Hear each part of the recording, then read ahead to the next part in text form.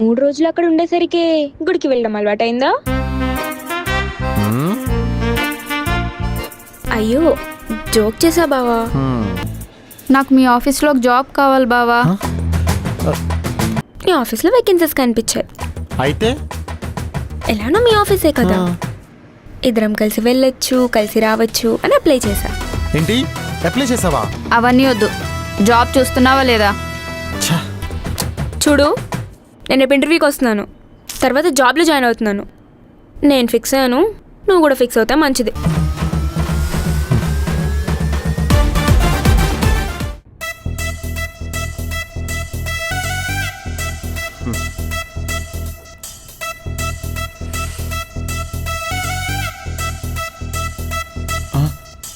ఏమైందిరా?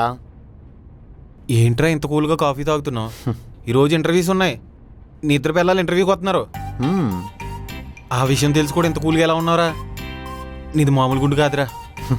ఏంట్రా ఈ అర్జున్ తక్కువ అంచనా వేసావా? ఇంట్లో ఇద్దరిని సెట్ చేయడానికి ట్రై చేశాను, కుదరలేదు, అందుకే ఇక్కడ సెట్ చేశా. ఏం మాట్లాడుతున్నావురా? అసలు ఏం ప్లాన్ చేసావు చెప్పేసావు. అసలే టెన్షన్లో 3 సార్లు వెళ్ళొచ్చాను. నీకెందుకు అంత టెన్షను? మరేం చేయమంటావు? ఎవడొక టెన్షన్ పడాలి కదా. నువ్వు ఇద్దరిని పెళ్లి చేసుకున్న రోజే టెన్షన్ అనే పదం లైఫ్లో తీసి పడేసావు.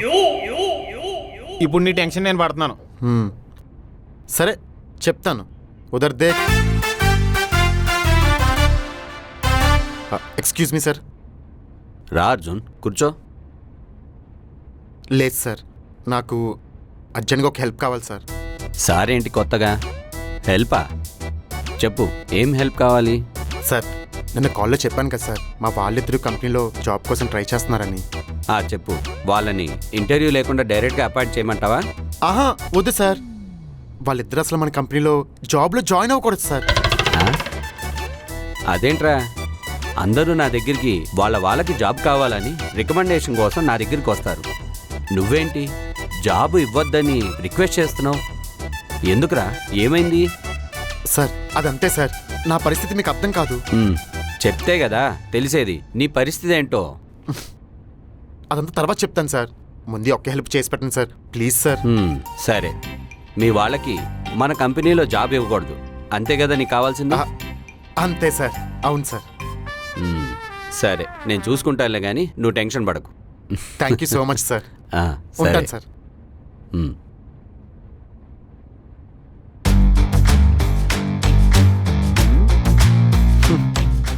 నా ఆఫీస్లో జాబ్ కావాలా? ఇప్పుడు చూస్తా మీకెవడు జాబ్ ఇస్తాడో. అది మ్యాటర్. ఎంతకు తెగించావురా? భర్త అంటే భార్యకి జాబ్ చూసి పెడతాడు, కానీ నువ్వేం చేయవు, వాళ్ళకి జాబ్ రాకుండా అడ్డుపడుతున్నావు. నీకు పెళ్ళైతే అర్థమవుతుందిరా, నీ పిల్లం కూడా నీతో పాటు ఆఫీస్కి వస్తానంటే అప్పుడు అర్థమవుతుంది నా బాధ ఏంటో. అర్థం అవ్వాలంటే ముందు మనకు పెళ్ళి అవ్వాలి కదా. అర్జున్ సార్, మీ ఇద్దరు నైఫ్స్ వచ్చారు. సార్, మీ ఇద్దరు వైఫ్స్ వచ్చారు. సరే పద.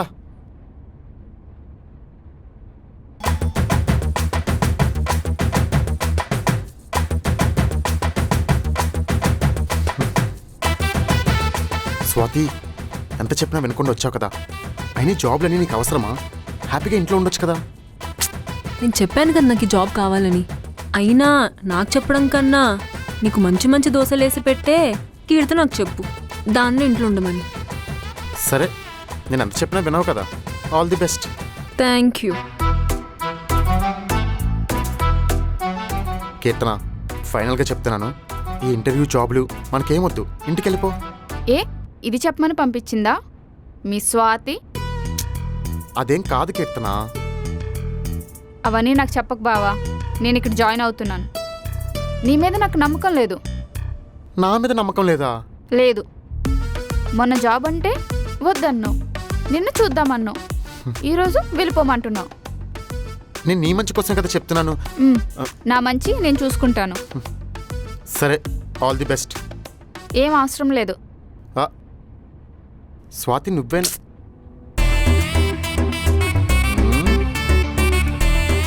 సరే వెళ్ళండి, వెళ్ళాక అర్థమవుతుంది ఈ అర్జున్ గడి స్కీమ్, అదే scam. Excuse me sir. Come in. కూర్చోండి. మీరిద్దరూ అర్జున్ గాడి వైఫ్స్ అని మూర్తి ఇందాకే చెప్పాడు. ఏంటి అలా షాక్ అయ్యారు?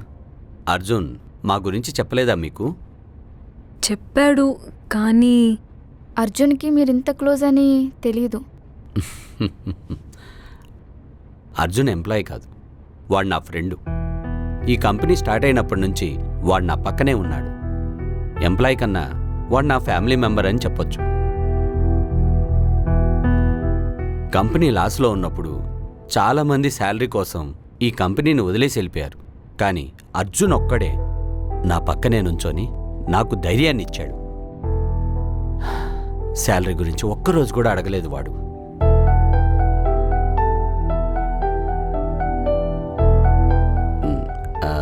సారీ, నేను మీ పెళ్ళికి రాలేకపోయాను. మీరు సడన్గా చేసుకున్నారు. అప్పుడు నేను హైదరాబాదులో లేను. మూర్తి చెప్పాడు మీరిద్దరు ఇంటర్వ్యూకి వచ్చారని. పెళ్ళికి కలవలేకపోయాను. కనీసం ఈ విధంగానైనా మిమ్మల్ని కలవచ్చని పిలిచాను. సరే, ఇంటర్వ్యూ స్టార్ట్ చేద్దామా? హ్మ్,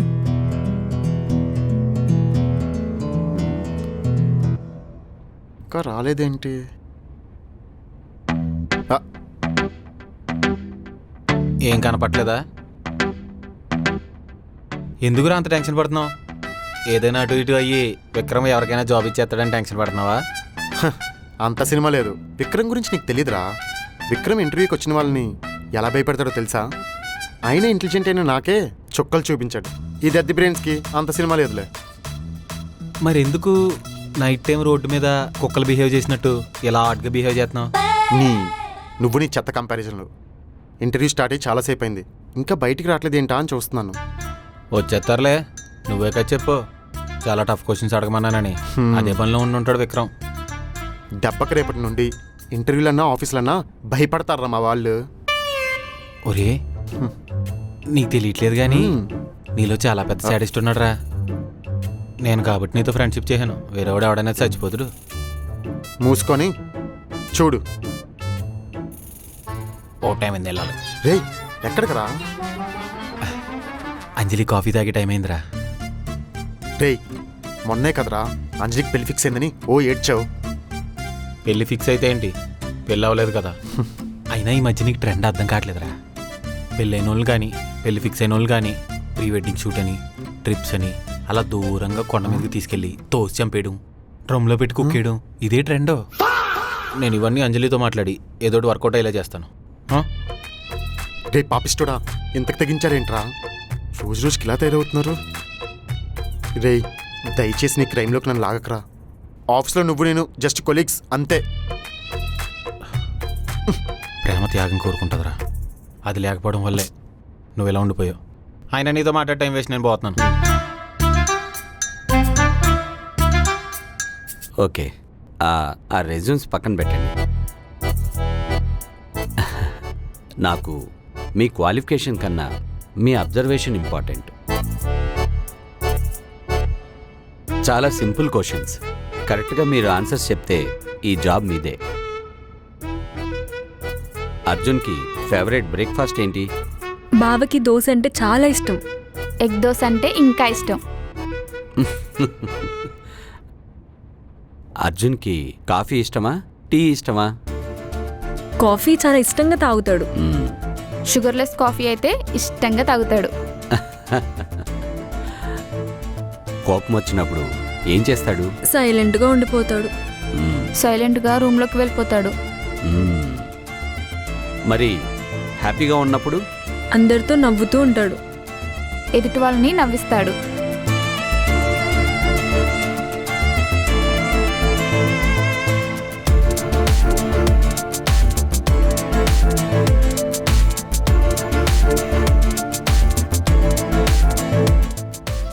ఎనఫ్, నాకు కావాల్సిన ఆన్సర్స్ వచ్చేసాయి. మీరిద్దరూ అర్జున్ని చాలా బాగా అర్థం చేసుకున్నారు. వాడికి ఇద్దరు మంచి వైఫ్స్ దొరికారు. చాలా లక్కీ ఫెలో.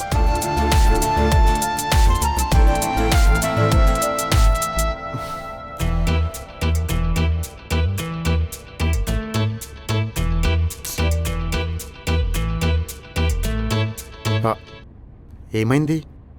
ఇంటర్వ్యూ ఎలా జరిగింది? ఏమేం క్వశ్చన్స్ అడిగారు? అంటే జాబ్ వచ్చిందా?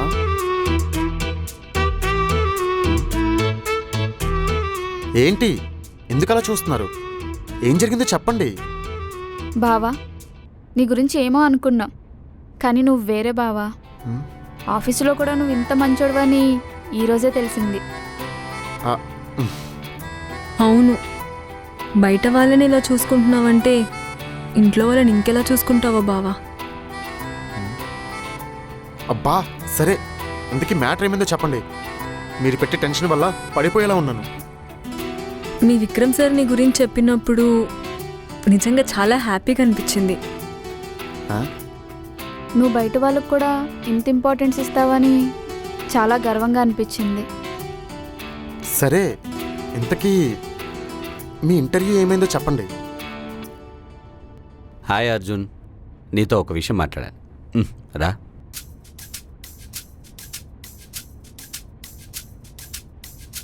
నిన్ను ఒక విషయం అడగాలనుకుంటున్నాను. చెప్పండి సార్. నిన్ను నేను ఎన్నో సంవత్సరాల నుంచి చూస్తున్నాను. నువ్వెప్పుడు క్లారిటీతో డిసిషన్ తీసుకునేవాడివి. అలాంటిది నువ్వు ఇద్దరిని పెళ్లి చేసుకున్నావంటే అది తెలిసినప్పుడు నేను నిజంగా షాక్ అయ్యాను. అర్జున్ లైఫ్లో ఫస్ట్ టైం రాంగ్ డిసిషన్ తీసుకున్నాడు అనుకున్నాను. కానీ ఇవాళ నా ఒపీనియన్ మొత్తం మారింది. ఎందుకు సార్? ఎందుకంటే వాళ్ళిద్దరిని ఇంటర్వ్యూ చేయలేదు, వాళ్ళిద్దరి మనసులను చూశాను.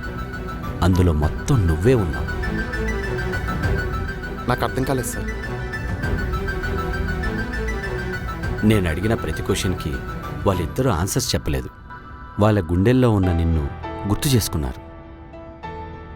నీ ఇష్టాల్ని వాళ్ళ ఇష్టాలుగా మార్చుకున్నారు. నువ్వు సంతోషంగా ఉంటే వాళ్ళు హ్యాపీగా ఫీల్ అయ్యారు. నువ్వు బాధపడుతుంటే వాళ్ళు బాధపడ్డారు. అర్జున్, ఇద్దరిని మేనేజ్ చేయడం కష్టమే, కానీ నేను ఇద్దరికి నో చెప్పలేకపోయాను. అందుకే ఇద్దరికి జాబ్ ఇచ్చేశాను. ఇక నువ్వే మేనేజ్ చేసుకో. All the best.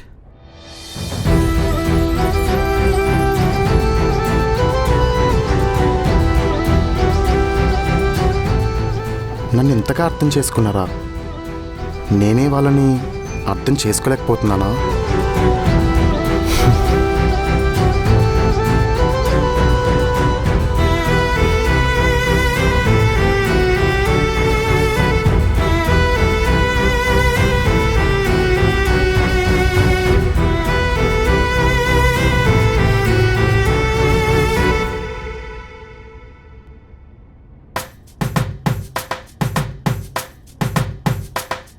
Murthy please, నువ్వు ఇలా ఉండకు. నువ్వు ఇలా ఉంటే నాకేదోలా ఉంది.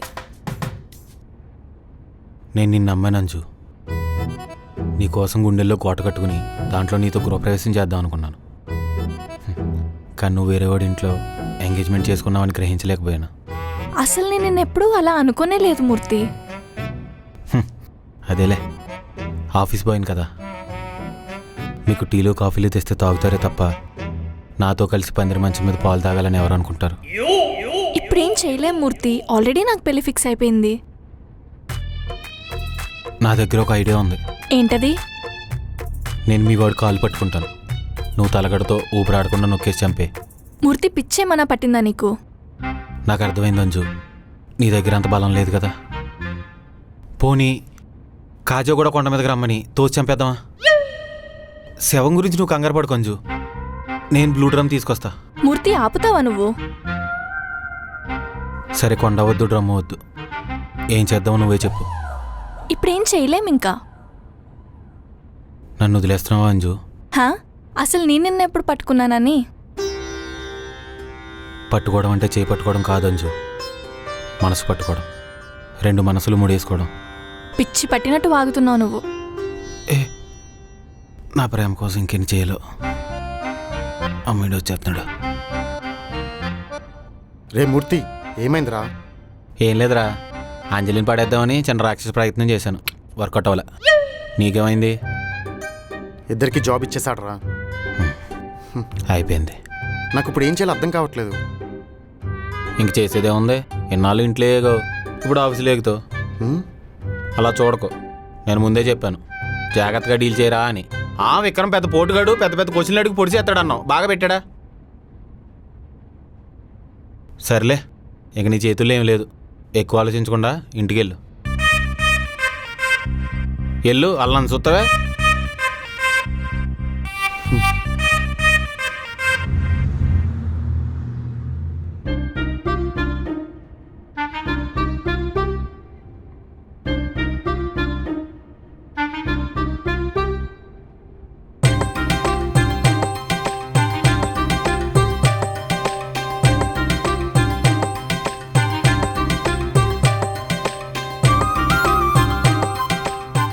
వీళ్ళిద్దరేంటి? హ్మ్? ఇది అసలు మనలేనా? బావా